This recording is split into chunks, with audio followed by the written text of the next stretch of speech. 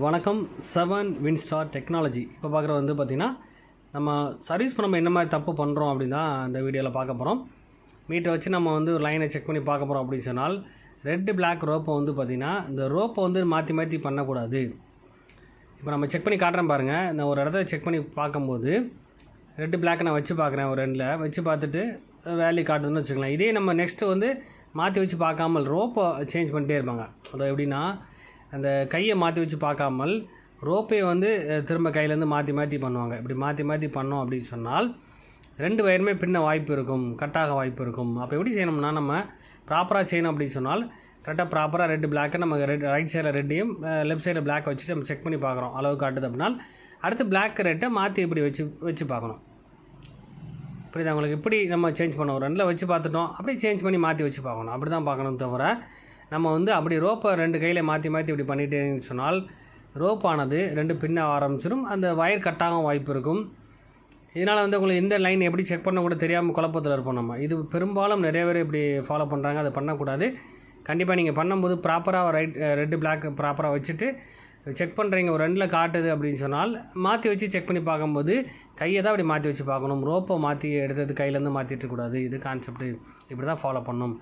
பெரும்பாலும் நிறைய பேர் செய்வீங்க இந்த தப்பு. அது மட்டும் இல்லை, நம்ம ஒரு பேட்டரி ரிமூவ் பண்ண போகிறீங்க. இப்போ இன்ஃபீல்டாக வரக்கூடிய பேட்டரி ரிமூவ் பண்ணும்போது எல்லோரும் பிளேடு, கத்தி, டாய்ஸர் இந்த மாதிரி அதிகமான டூல்ஸ் யூஸ் பண்ணுறாங்க. இது தற்சமயம் டக்குன்னு உடனே நம்ம ரிமூவ் பண்ணணுமே அந்த பாட்டத்தில் சிலர் செய்வாங்க. அப்படி செஞ்சிங்கன்னா என்ன, பேட்டரி ஃபால்ட் ஆகும், பேட்டரி ஷார்ட் ஆகும். கண்டிப்பாக இது நம்ம பண்ணவே கூடாது. இதுக்கு நம்ம ஈஸியாக பண்ணணும் அப்படின்னு சொன்னால் பிளேடு யூஸ் பண்ணாமல் பண்ணும்போது என்னென்னா, கண்டிப்பாக நம்ம சேஃப்டியாக பண்ணுறது கான்செப்ட் வந்து கார்டை வச்சு பண்ணால் பெஸ்ட்டாக இருக்கும். டெம்பர் கிளாஸ்க்கு வரக்கூடிய கார்டு இருக்குது பார்த்திங்களா, அதை ஃபாலோ பண்ணி பண்ணால் பெட்டராக இருக்கும். டேமேஜ் ஆகாது. இப்போ நான் ஒரு சின்ன சாதாரண ஒரு கார்டை வச்சு தான் பண்ணுறேன். உள்ளே இருக்க கம் வந்து மெல்ட் ஆகணும்.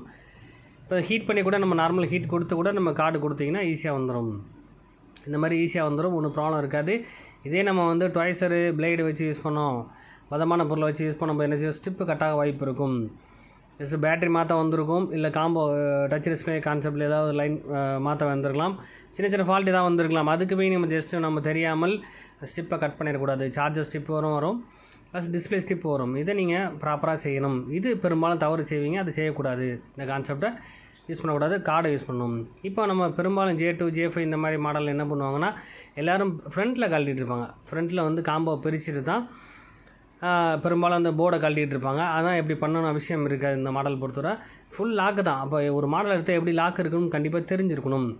இப்போ அந்த சைடில் வந்து கேப் இருந்தாலே போதும். அது 4 விரலை வச்சு நம்ம வந்து அந்த கேப்பை ரிமூவ் பண்ணிடலாம்.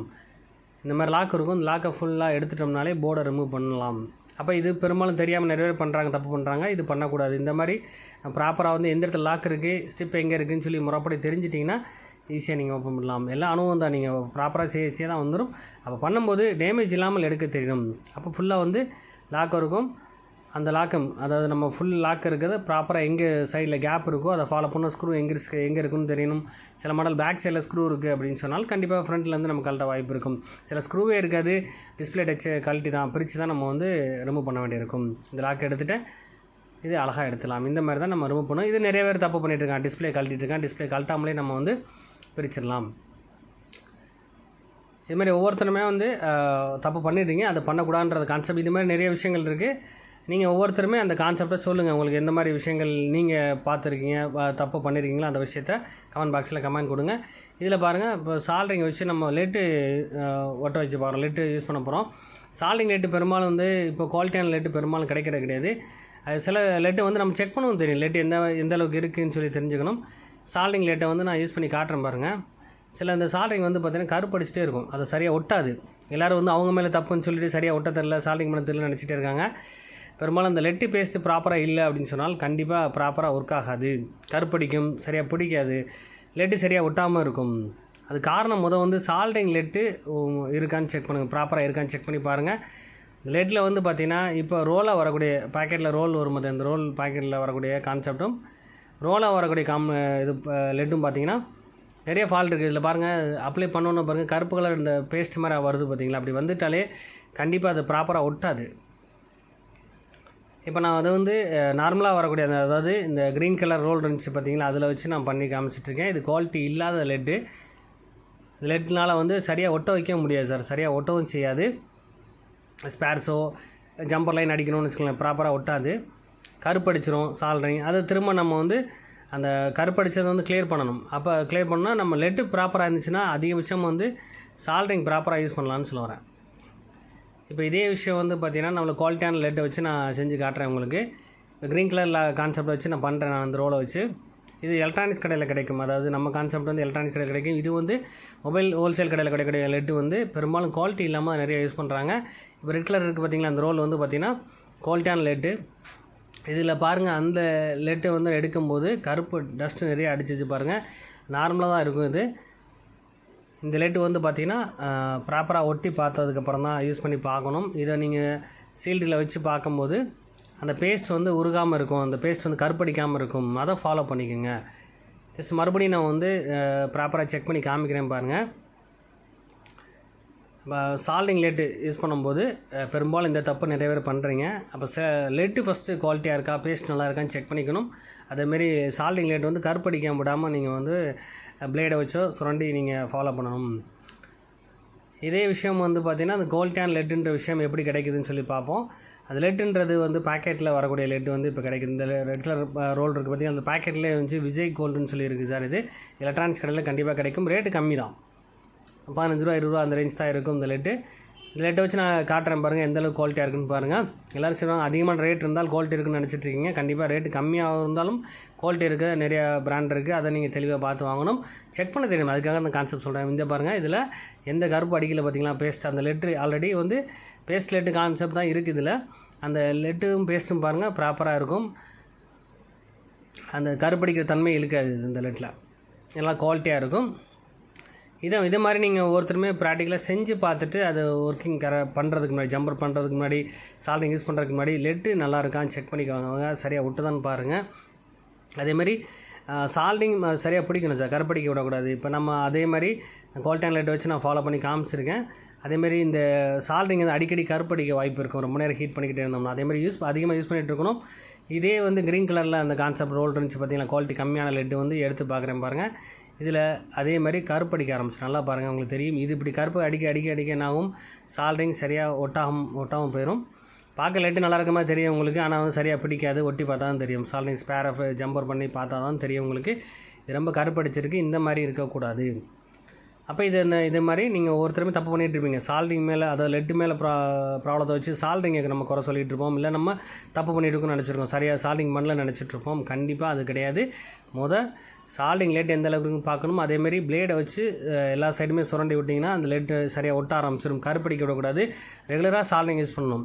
எப்போ ஜம்பர் அடிக்கணும் அப்போ மட்டும் இல்லை சார், ரெகுலராக யூஸ் பண்ணால் தான் அந்த லெட்டு ப்ராப்பராக ஒட்டும்னு சொல்ல வரேன். அதையும் பண்ணணும். அதேமாதிரி லெட்டு பேஸ்ட் நிறைய யூஸ் பண்ணணும். யூஸ் பண்ண அந்த ஹீட்டுக்கு தகுந்த மாதிரி அந்த லெட்டு அந்த சால்டிங் டிப்பானது நல்லா மெல்ட் ஆகும், உருகும், கரெக்டாக ஹீட்டு தாங்கும்னு சொல்ல வரேன். அப்போ ரெகுலராக யூஸ் பண்ணுங்கள். சர்வீஸ் வரது மட்டும் இல்லை சார், ரெகுலராக நீங்கள் சால்ட்ரிங் பண்ணுறதுக்கு முன்னாடி நீங்கள் ட்ரைனிங் எடுக்கும்போது ரெகுலராக தொடர்ந்து செஞ்சுட்டே இருங்க. அந்த பிட்டை சேஞ்ச் பண்ணாலும் கருப்படிச்சு குட்டியாக இருந்தாலும் திரும்ப பிட்டை மாற்றிடலாம் சார். அப்போ ஃபஸ்ட்டு லெட்டு கான்செப்டை முழுமையாக தெரிஞ்சுக்கணும். இதில் நிறைய பேர் தப்பு பண்ணுறீங்க, அதை நீங்கள் சேஞ்ச் பண்ணிக்கோங்க, அழகாக ஜம்பர் பண்ணலான்னு சொல்ல வரேன். அதுமாதிரி ரெகுலராக வந்து பிளேடை வச்சு ஸ்க்ராட்ச் பண்ணிகிட்டே இருங்க. அப்போ தான் வந்து இப்போ அதில் சரியாக ஒட்டும் லெட்டும். இப்போ நார்மலாக வந்து சால்டிங்கில் குறை இருக்கனால, சால்டிங் லெட்டில் குறை இருக்கிறத வந்து நம்ம வந்து கண்டுபிடிக்க தெரியணும்னு சொல்ல வரேன். சால்டிங் சரியாக ஹீட்டாகவும் இருக்கலாம், அதுக்கும் இந்த லெட்டை வச்சு கூட கன்ஃபார்ம் பண்ணிடலாம். அப்போ லெட்டு வந்து எந்தளவுக்கு பிடிக்குதுன்னு ஃபஸ்ட்டு பாருங்கள். லெட்டு நல்லா பிடிக்கும். பிடிச்சதுக்கப்புறம் தான் நான் வந்து நம்ம சால்டிங் யூஸ் பண்ண ஆரம்பிக்கணும். லெட்டு ஒட்டுதான்னு சொல்லி பாருங்க, உடனே பிடிக்கும். லைட்டாக வச்சாலே லெட்டு ஓடும் அந்த சால்டிங் ஜம்பர் பண்ணுற இடத்துல. அப்போ அந்த குவாலிட்டியான லெட்டை நீங்கள் கண்டுபிடிக்க தெரியணும் உங்களுக்கு. இது மாதிரி வந்து ஒவ்வொருத்தருமே ஃபாலோ பண்ணணும்னு சொல்ல வரேன் நான். இது மட்டும் இல்லை, இதேமாதிரி நிறைய விஷயங்கள்லாம் வந்து தப்பு பண்ணிகிட்ருக்கோம் சர்வீஸ் பண்ணுற கான்செப்டில். அப்போ அதை நம்ம திருத்திட்டோம்னாலே முழுமையாக சர்வீஸ் பண்ணலாம். அதேமாதிரி விஷயங்கள் தெரிஞ்சு பண்ணிங்கன்னா ஈஸி. ஒரு கான்செப்ட் சர்வீஸ் பார்த்து முழுமையாக தெரிஞ்சுட்டு நீங்கள் சர்வீஸ் பண்ண ஆரம்பிச்சிட்டிங்கன்னா எந்த ஃபால்ட்டாக இருந்தாலும் ஈஸியாக கண்டுபிடிச்சலாம். அப்போ அடுத்தடுத்த அப்டேட் வந்து நீங்கள் தான் பண்ணணும். ஒரு விஷயம் வருதுன்னா அதை அப்டேட் பண்ணிகிட்டே இருக்கணும். அதில் வந்து புதுசாக வரக்கூடிய கான்செப்ட் எல்லாமே ஓகே நல்லா இருக்குன்னு நினச்சிடக்கூடாது. அதை நீங்கள் ப்ராக்டிக்கலாக செஞ்சு பார்த்துட்டு அதுக்கும் நம்ம நார்மலாக யூஸ் பண்ணக்கூடிய பொருளுக்கும் என்ன வித்தியாசம்னு சொல்லி தெரிஞ்சுக்கணும்னு சொல்ல வரேன். பிளேடை வச்சு நம்ம அடிக்கடி பண்ணும்போது மட்டும் தான், சுரண்டும் போது தான் அந்த சால்டிங் வந்து சரியாக ஒட்டும். அப்போ அந்த லெட்டு வந்து ப்ராப்ளமாக இருந்தாலும் சரியாக பிடிக்காது. இது மட்டும் இல்லை, அடுத்து நெக்ஸ்ட் வந்து நம்ம பார்த்திங்கன்னா காம்போ ப்ராப்ளத்தில் வந்து பார்த்திங்கன்னா பெரும்பாலும் இந்த காம்போ ஃபிட் பண்ணும்போது நிறைய பேர் ப்ரெஸ் பண்ணிடுவாங்க. ஸ்க்ரூ இருக்கும், அது கவனிக்க மாட்டாங்க. சைடில் டேமேஜ் ஆக வாய்ப்பு இருக்கும். லாக் இருக்கும், சரியாக லாக் பண்ண தெரியாமல், அதாவது உடனே பண்ணணுன்ற அவசரத்தில் கம் ஒட்டி உடனே கொடுத்துருவாங்க. ரப்பர் பேண்ட்லாம் வச்சு கட்டுப்பாங்கன்னு சொல்ல, ரப்பர் பேண்ட் கொடுக்கும்போதும் டைட் ஓவராக கொடுத்தாலும் அந்தமாரி ப்ராப்ளம் ஆகும். இப்போ அதேமாதிரி சில லாக் பண்ணுவாங்க, லாக் ப்ராப்பராக லாக் பண்ண தெரியாமல், அதாவது ஃபுல் லாக் வந்து லைட்டாக லாக் பண்ணும்போது, அதாவது காம்போ மாட்டிட்டீங்க, மாட்டினதுக்கப்புறம் அந்த லாக்கை வந்து பொறுமையாக ஃபிட் பண்ணணும்.